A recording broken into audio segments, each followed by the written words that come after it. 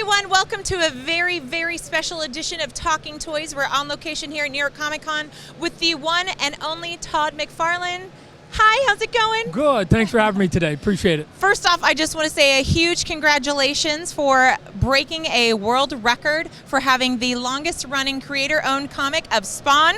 You just hit 301 ever. Yes. I'm so excited. That's so amazing. Yeah, it took 27 years, so there was no shortcut to getting there, but you know, it just becomes an example of what you can do if you decide to sort of put your head to it and just get the work done, right? And spend 3 decades at it. So, as you know directly, I am a huge Spawn fan. Used to have the collectibles, everything. So I used to get up at 2 a.m. and head to the 24-hour Kmart to get right when they're stocking the shelves for the medieval Spawn figures, and those were amazing. I love them. The advantage, look, you know that the advantage of toys is that if you're a stock boy, right? I used to be a stock boy when I was younger.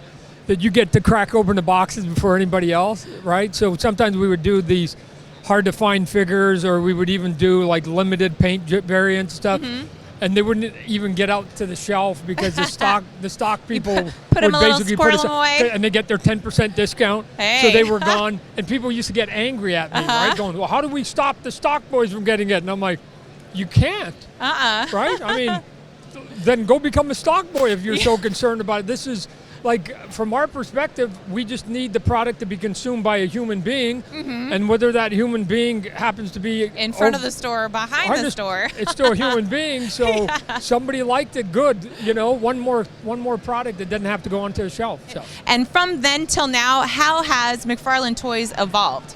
I'd probably say the biggest change since the beginning of the company, which was about 1994, was, and then there used to be these stores like Babbage's and Virgin Records and Tower Records, that you could come up with almost anything. I could come up with anything, right? This is when we were doing our Tortured Souls, and we were doing our Movie Maniac, and I was doing my Twisted Oz, and I was doing my Twisted Christmas, and just crazy stuff, right? Yeah. And there was enough of those types of stores that they would consume it, and you could do it, right? Yeah. The equalizer a little bit, though not quite the same as the internet, that you can now come up with crazy stuff and people will buy it, and you're going to sell it in a limited amount. But there's not as many of those. Sadly, there's not as many of those types of stores for us geeks to go to that will buy sort of a non-top 5 brand, right? As you know, that, when you go to the big stores now, they're all sort of brand conservative. And everything's got to be sort of indie stuff, less. And so what ends up happening, you have to now find these other inlets or outlets to sort of get any of the product out there, and the internet's sort of the best way to get there, right? Yeah. So the Target, Walmarts will only go so deep with their brand selection. The GameStops of the world will go a little bit deeper and whatever, and then you have to sort of either find some side store or just a cool comic shop or anything like that. Right, or you have to just go to the internet. Right, and that's sort of been the biggest. Before, we could just come out with crazy and it would sell, and that's not necessarily like true today. It's harder to get in the hands of the people. Exactly. Kind of thing. Exactly. Now, again, but there was no internet. There's now an internet, so now you can get it. It's just. The internet now is so vast. How do people know basically to come and look at it? This is the advantage of going to one of those 10 stores, is that a lot of humanity was passing down those aisles, right? So, Well, I know I'm really excited for the stuff that's coming out.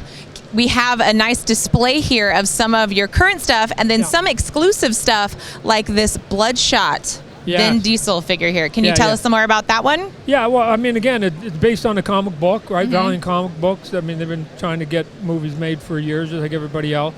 It's a slow grind. They ended up getting Vin Diesel to come in here. This looks amazing, by the way. We had a conversation with them where at first they said, he's not going to have the red dot, right? And what the? You can't. That's the blood shot. What are you talking about? But that's for various his thing. reasons. But they said, no, we got some other way we get it on the movie, whatever. But we just go, well, if we get the likeness, well, what else is he holding that will offset basically his uniform, which was, the dot in there. Because, as you can see with some of the other toys here, that, there's a color palette, there's a costume sense to all characters, whether they come from video game or TV or toys. or comic books or something like that.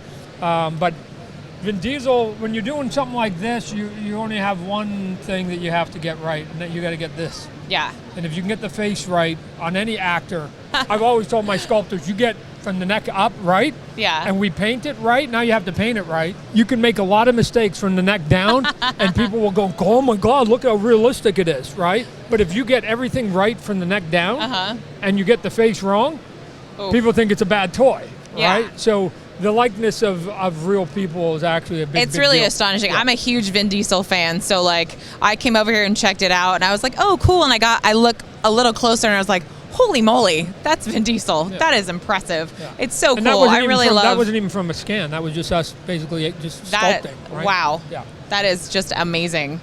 This has been Talking Toys with Todd McFarlane, and thank you so much for being here with us. Sure. I'm so excited. Congratulations again on Spawn 301. I know I can't wait to get my copy as a diehard Spawn fan. The printers just delivered it literally a couple hours ago. I just saw gosh. it like about an hour ago. My first copy. Oh, wow. You think I did it before anybody else? I just got my first copy, so I'm gonna be carrying around, showing it to a couple of the creators to help me with the book. But here's the thing about setting a record at 301, that's longevity. 302 becomes a new record. Yeah, and it then does. 303, 304. So by the time anybody gets to 301, Please keep going. I'll be up to 400, right? Yeah. Or 500. So I plan on going You're about ahead of another the 20. I game. plan on going Yeah. another 20 years. That's so awesome. Yeah. Thank you. And thank you for Spawn. Thank you for taking the time to Sure. talk with me, with all of us here at Talking Toys. And I'm Natasha, and thank you so much.